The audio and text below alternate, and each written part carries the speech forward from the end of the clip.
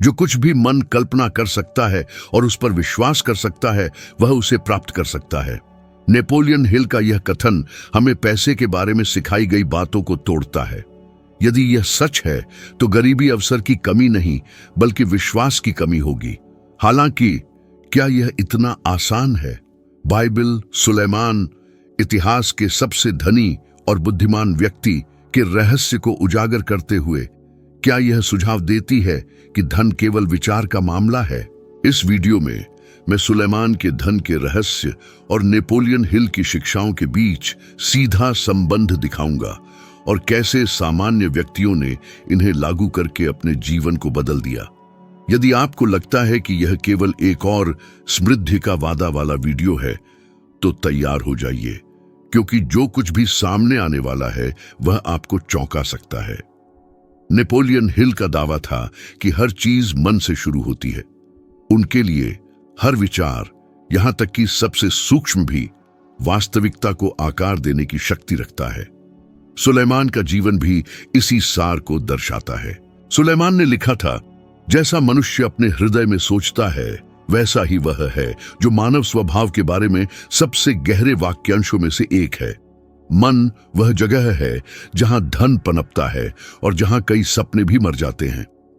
एक पल के लिए सोचिए, कितनी बार एक अच्छा विचार या समृद्ध होने की इच्छा को एक आंतरिक आवाज ने तुरंत दबा दिया, जिसने कहा कि यह असंभव है, कि आपके पास किस्मत नहीं है, या कि यह बहुत मुश्किल था। यह आवाज ही है जिसे हिल ने आंतरिक तोड़फोड़ करने वाला कहा था, जो डर से पोषित होता है। असफल होने का डर, न्याय किए जाने का डर, सब कुछ खोने का डर, अत्यधिक महत्वाकांक्षी दिखने का डर।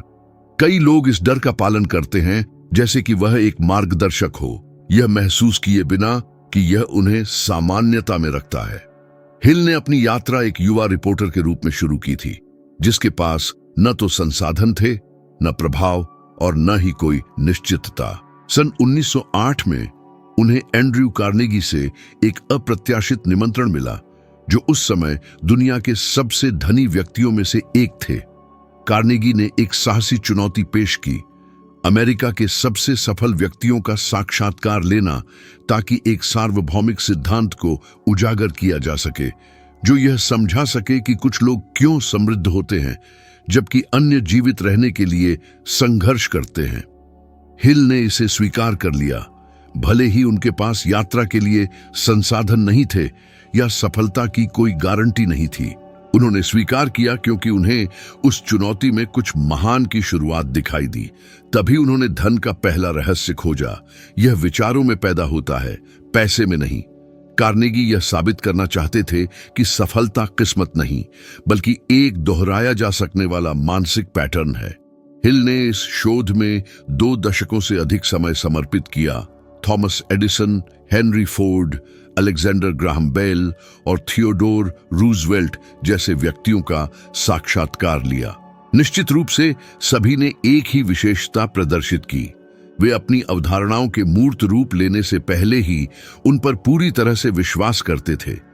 अधिकांश के लिए यह मानसिकता इतनी कठिन क्यों है?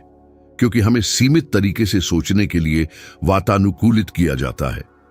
बचपन से ही हम पैसा खुशी नहीं लाता, जो गरीब पैदा होता है वह गरीब ही मरता है, या यह केवल भाग्यशाली लोगों के लिए है जैसी मान्यताओं को आत्मसात करते हैं।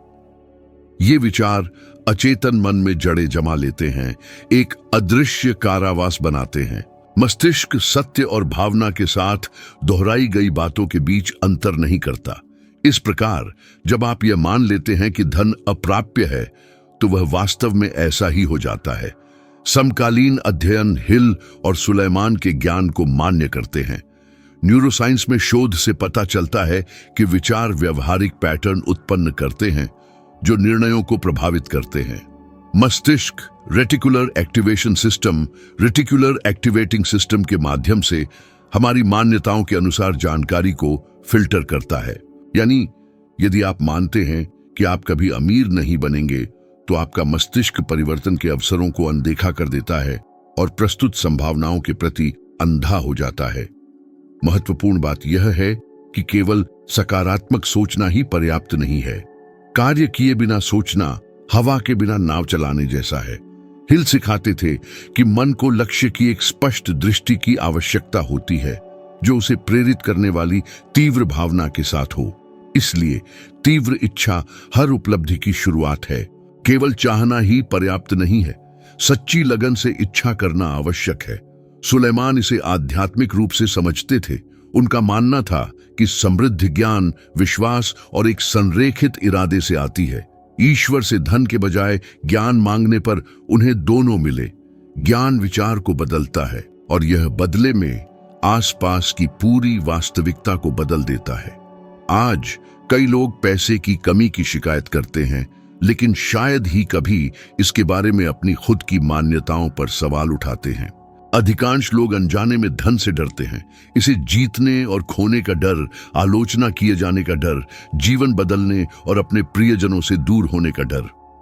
डर सबसे शक्तिशाली बाधा है जो दशकों की कड़ी मेहनत के बाद भी लोगों को अपनी वित्तीय स्थिति से ऊपर उठने से रोकता है।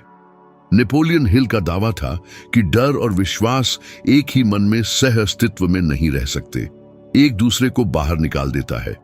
हर प्रशंसित और सफल व्यक्ति ने डर को तोड़कर शुरुआत की। हेनरी फोर्ड का बड़े पैमाने पर उत्पादन की अवधारणा बनाने पर उपहास किया गया था। थॉमस एडिसन बल्ब का आविष्कार करने से पहले हजारों बार असफल हुए।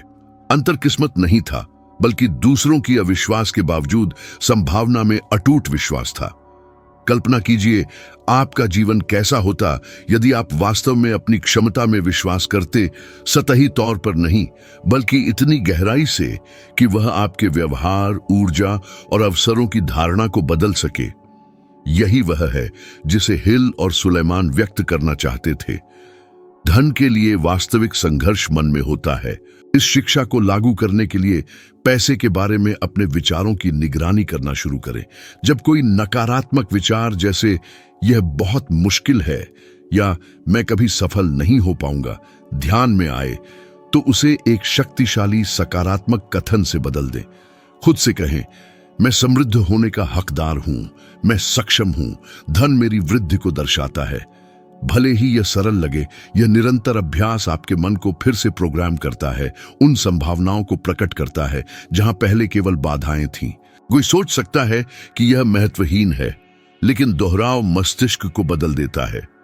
हार्वर्ड विश्वविद्यालय के शोध से पता चलता है कि भावना के साथ दोहराए गए विचार नई तंत्रिका संबंधी कड़ियों को स्थापित करते हैं, जिससे वास्तविकता की मस्तिष्क की व्याख्या बदल जाती है। इसी तरह अदृश्य प्रकट होता है। नेपोलियन हिल अक्सर दोहराते थे कि सफलता एक मानसिक आदत है, और उन्होंने इस सिद्धांत को अपने जीवन में सिद्ध किया। जब एंड्रयू कार्नेगी ने उन्हें चुनौती दी, तो हिल समय, पैसे या क्षमता की कमी का हवाला देते हुए हार मान सकते थे। हालांकि उन्होंने विश्वास करना चुना। उन्होंने देखने से पहले विश्वास किया, और इसीलिए उन्होंने अपने विश्वास की पूर्ति देखी। शायद आज कई लोगों के लिए ठीक यही कमी है, सबूत से पहले विश्वास। सच्चाई यह है कि धन तभी दिखाई देगा जब हम उसे सबसे पहले अपने भीतर पहचानना सीखेंगे। हिल का दावा था कि विश्वास वह अदृश्य शक्ति है जो विचार को वास्तविकता में बदल देती है। दिलचस्प बात यह है कि यह शक्तिशाली विचार केवल उनका ही नहीं था। हजारों साल पहले सुलेमान पहले ही सिखाते थे कि जो हृदय से विश्वास करता है वह पहाड़ों को हिला सकता है और छिपे हुए रास्तों को देख सकता है। विश्वास अपने गहरे सार में धर्म से परे है। यह अदृश्य में विश्वास करने की क्षमता है, इससे पहले कि वह प्रकट हो, तर्क के खिलाफ कार्य करने की, और तब भी दृढ़ रहने की जब परिस्थितियां असंभवता की घोषणा करें। अधिकांश लोग विश्वास को आशा के साथ भ्रमित करते हैं। आशा एक निष्क्रिय इच्छा है, विश्वास कार्य है। मानो जो कुछ आप चाहते हैं वह पहले से ही मौजूद हो। आशा के साथ दुनिया के बदलने की प्रतीक्षा की जाती है, विश्वास के साथ आप उसे बदलते हैं। इसी तरह हिल ने जीवन की कठिनाइयों पर काबू पाया।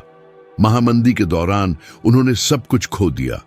उनकी किताबें स्थिर हो गईं, परियोजनाएं विफल हो गईं, और कुछ समय के लिए वह मुश्किल से अपने परिवार का भरण पोषण कर पा रहे थे।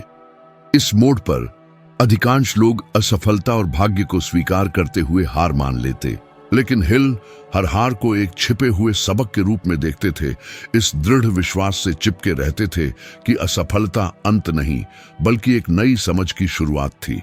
इस अंधेरे दौर में उन्होंने वह किताब लिखनी शुरू की जिसने उनके और लाखों लोगों के जीवन को बदल दिया, सोचो और अमीर बनो।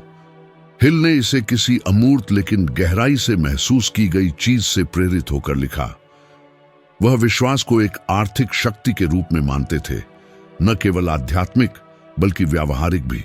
जब एक दृढ़ विश्वास स्थापित हो जाता है तो मस्तिष्क उसे साकार करने के लिए चुपचाप काम करता है।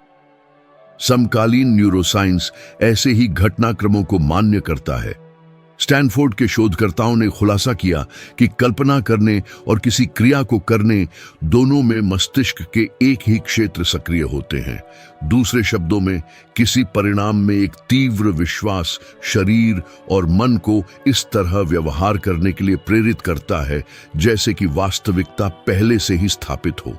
सुलेमान इस सिद्धांत को दिव्य रूप से समझते थे। वह सिखाते थे कि मनुष्य का कंपास उसका हृदय है और आंतरिक उद्देश्य में सच्चा विश्वास समृद्धि की ओर ले जाता है। विश्वास इसलिए एक उत्पादक शक्ति है।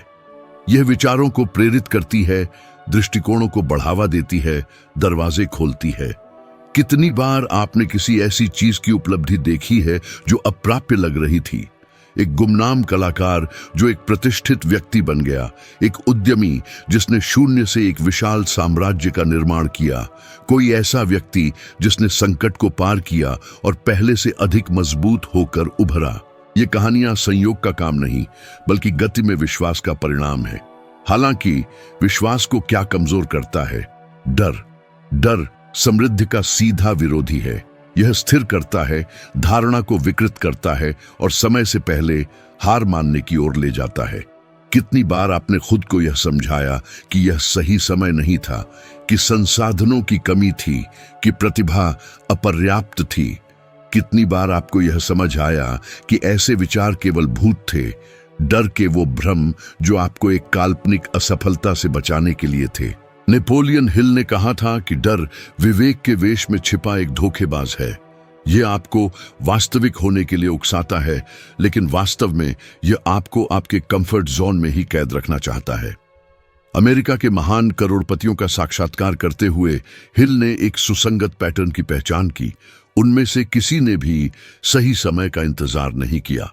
उन सभी ने पूरी तरह से तैयार महसूस करने से पहले ही शुरुआत कर दी थी।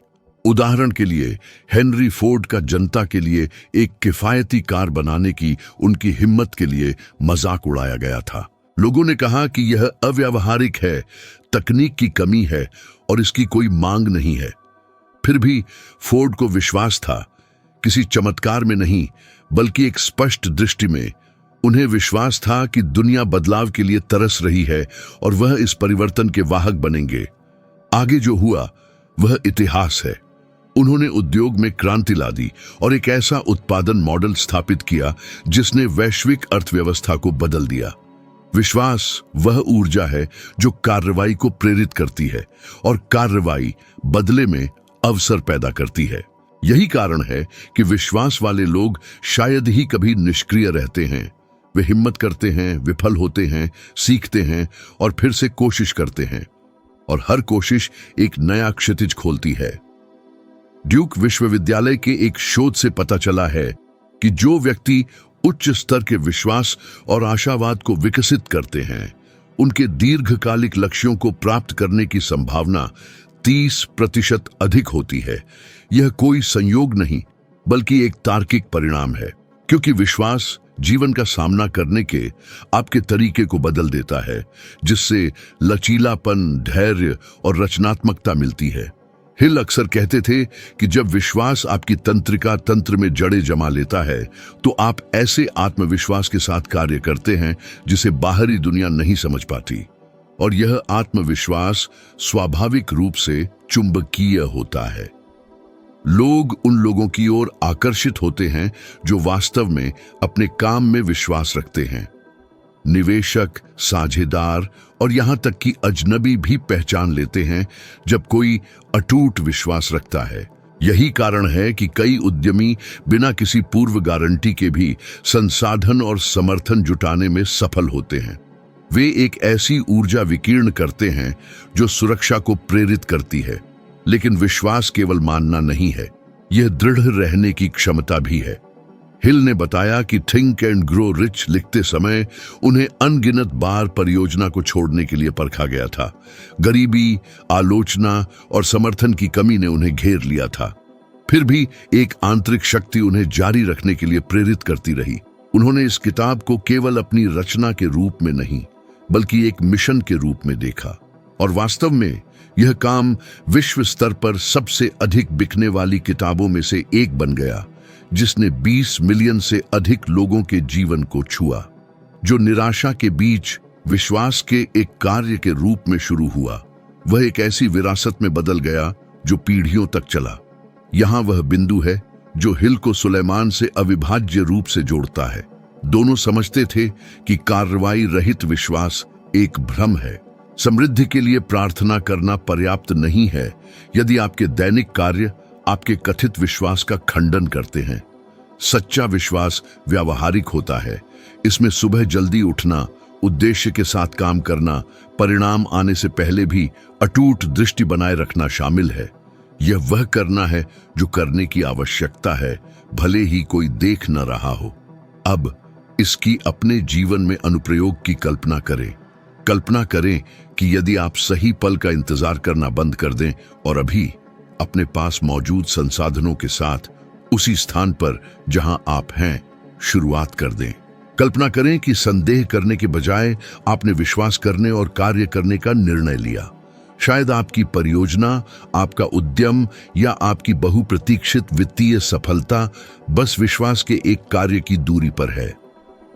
नेपोलियन हिल ने जोर देकर कहा कि ब्रह्मांड बहादुरी को पुरस्कृत करता है कि जब आप उस दिशा में एक कदम उठाते हैं जिस पर आप विश्वास करते हैं, तो अदृश्य शक्तियां आपकी सहायता के लिए आती हैं। और शायद यह सबसे शक्तिशाली संदेश है जिसे हम सीख सकते हैं। विश्वास किसी उपलब्धि का उपसंहार नहीं है, बल्कि वह आवश्यक ईंधन है जो इसे संभव बनाता है। तो यदि आप शुरुआत करने के लिए किसी संकेत का इंतजार कर रहे हैं, तो यह रहा वह संकेत। विश्वास करो, कार्य करो और भरोसा रखो, क्योंकि जहां डर पंगु बना देता है, वहीं विश्वास दुनिया को आगे बढ़ाता है।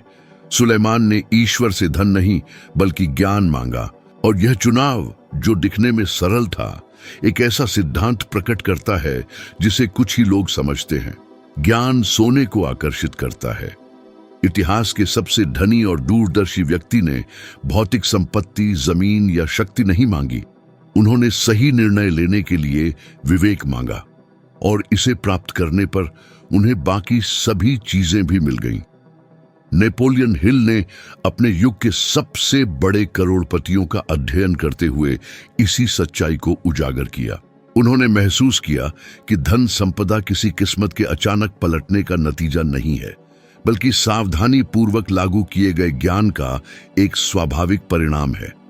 20 से अधिक वर्षों तक हिल ने सैकड़ों सफल व्यक्तियों का साक्षात्कार किया, उद्यमियों से लेकर आविष्कारकों तक, और उन सभी में एक सामान्य लक्षण देखा: सीखने की अथक इच्छा। वे पढ़ते थे, अवलोकन करते थे, परीक्षण करते थे, विफल होते थे और दृढ़ रहते थे। वे समझते थे कि ज्ञान शक्ति का एक ऐसा रूप है जिसे छीना, चुराया या खोया नहीं जा सकता। पैसा वाष्पित हो सकता है, कंपनियां ढह सकती हैं, लेकिन ज्ञान बना रहता है और उसमें सब कुछ फिर से शून्य से बनाने की क्षमता होती है। और यही वह बिंदु है जिसे अधिकतर लोग नजरअंदाज करते हैं। वे त्वरित परिणामों की लालसा रखते हैं, लेकिन सीखने की प्रक्रिया को अपनाने से कतराते हैं। वे तैयारी से गुजरे बिना इनाम चाहते हैं। सुलेमान ने सिखाया कि मूर्ख ज्ञान का तिरस्कार करता है, जबकि बुद्धिमान उसे छिपे हुए खजाने की तलाश करने वाले के उत्साह के साथ खोजता है। और आधुनिक दुनिया यह प्रमाण देती है कि यह सच्चाई पहले से कहीं अधिक प्रासंगिक है। ऑक्सफोर्ड विश्वविद्यालय के अध्ययनों से पता चलता है कि निरंतर सीखना वित्तीय समृद्धि की संभावनाओं को 60% तक बढ़ा देता है। ठीक इसलिए क्योंकि जो समझने की कोशिश करते हैं वे बदलावों के प्रति अधिक तेजी से अनुकूलन करते हैं। नेपोलियन हिल ने देखा कि उनके समय के सबसे धनी लोग सीखने को एक रणनीतिक निवेश के रूप में देखते थे, न कि एक खर्च के रूप में। वे जानते थे कि उचित ज्ञान उनकी कमाई को अनिश्चित काल तक कई गुना बढ़ा सकता है। उदाहरण के लिए थॉमस एडिसन कहते थे कि हर विफलता सिर्फ एक छिपा हुआ सबक थी, और हेनरी फोर्ड ने जोर देकर कहा कि सफलता का सबसे बड़ा दुश्मन निश्चितता के वेश में छिपा अज्ञान है। बुद्धिमान व्यक्ति कभी यह नहीं मानते कि वे पर्याप्त जानते हैं। वे निरंतर जिज्ञासा विकसित करते हैं और यही उन्हें निरंतर ऊपर की ओर बढ़ने में मदद करता है। हालांकि एक दिलचस्प विरोधाभास है। जितना अधिक कोई अपनी अज्ञानता में सुरक्षित महसूस करता है, उतना ही वह समृद्धि से दूर रहता है। आपने कितनी बार किसी को यह कहते सुना है, यह तो मुझे पहले से ही पता है, और फिर भी उस व्यक्ति का मार्ग नहीं बदलता? ऐसा इसीलिए होता है क्योंकि जानना और लागू करना पूरी तरह से अलग घटनाएं हैं। ज्ञान जानकारी का निष्क्रिय संचय नहीं है, बल्कि ज्ञान को मूर्त कार्रवाई में बदलना है। नेपोलियन हिल ने घोषणा की कि विचार अपने आप में कम मूल्यवान हैं, लेकिन लागू किए गए विचार बहुत बड़ी दौलत के लायक होते हैं। समस्या इस बात में निहित है कि अधिकांश लोग सीखने में निहित दर्द की बजाय दोहराव के आराम को पसंद करते हैं। वे स्थिरता चाहते हैं, लेकिन यह महसूस नहीं करते कि वास्तविक स्थिरता केवल उन्हीं के लिए प्राप्त की जा सकती है जो लगातार विकसित होते रहते हैं। सुलेमान ने सिखाया कि जो ज्ञान की तलाश करता है वह अनुग्रह और समृद्धि में बढ़ता है, और यह सिद्धांत अस्तित्व के सभी क्षेत्रों पर लागू होता है, चाहे वह वित्तीय, भावनात्मक या आध्यात्मिक क्षेत्र हो। विकास सीखने और जो सीखा जाता है उसे लागू करने की इच्छा के समानुपाती होता है। हिल के बारे में एक दिलचस्प किस्सा है जो इस गतिशीलता को दर्शाता है। करोड़पतियों के साथ अपने साक्षात्कार शुरू करते समय उन्होंने देखा कि उनमें से कई ऐसे निर्णय ले रहे थे जो अत्यधिक जोखिम भरे लगते थे। हालांकि गहराई से जांच करने पर उन्होंने समझा कि यह आवेगशीलता नहीं, बल्कि एक सावधानीपूर्वक गणना थी। वे व्यवसाय, बाजार और लोगों के बारे में ज्ञान में निपुण थे। इस ज्ञान ने उन्हें ऐसा आत्मविश्वास प्रदान किया जिसे बाकी दुनिया अंधी हिम्मत समझती थी। तब हिल ने महसूस किया कि ज्ञान वह तत्व है जो डर को कुशल रणनीति में बदल देता है। वॉरेन बफेट ग्रह के सबसे धनी व्यक्तियों में से एक इस सिद्धांत का प्रतीक है। बफेट अपने दिन का लगभग 80% पढ़ने और अध्ययन करने में समर्पित करते हैं। उन्होंने खुद कहा कि नेपोलियन हिल की थिंक एंड ग्रो रिच को पढ़ना उनकी इस समझ के लिए उत्प्रेरकों में से एक था कि पैसा अपने आप में एक लक्ष्य नहीं है, बल्कि एक व्युत्पन्न परिणाम है। यह बताता है कि वह ऐसे निर्णय क्यों लेते हैं जो धीमे प्रतीत होने के बावजूद अत्यधिक सटीक होते हैं। ज्ञान उन्हें उन गलतियों से बचाता है जिनकी कीमत अरबों डॉलर होती। इसके विपरीत ऐसे लोगों के अनगिनत उदाहरण हैं जिन्होंने तेजी से धन प्राप्त किया, लेकिन प्रबंधन और संरक्षण में ज्ञान की कमी के कारण उसे गंवा दिया। एथलीट, कलाकार और लॉटरी विजेता जो कुछ ही वर्षों में गरीबी में लौट आए। अध्ययनों से पता चलता है कि लगभग 70% व्यक्ति जिन्हें अचानक बड़ी मात्रा में धन प्राप्त होता है, वे 5 साल से भी कम समय में सब कुछ खो देते हैं। ऐसा उनकी उपलब्धियों को बनाए रखने के लिए ज्ञान की अनुपस्थिति के कारण होता है। ज्ञान स्थायी धन का आधार है।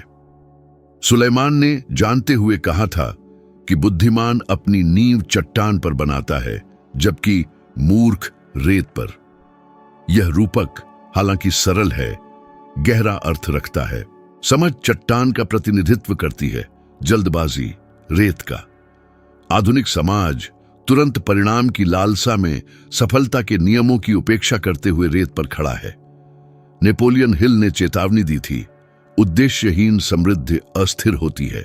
उनके लिए सच्ची शिक्षा तब आती है जब विकास की इच्छा गलती के डर पर हावी हो जाती है। मूल रूप से ज्ञान अदृश्य और मूर्त के बीच एक पुल का काम करता है।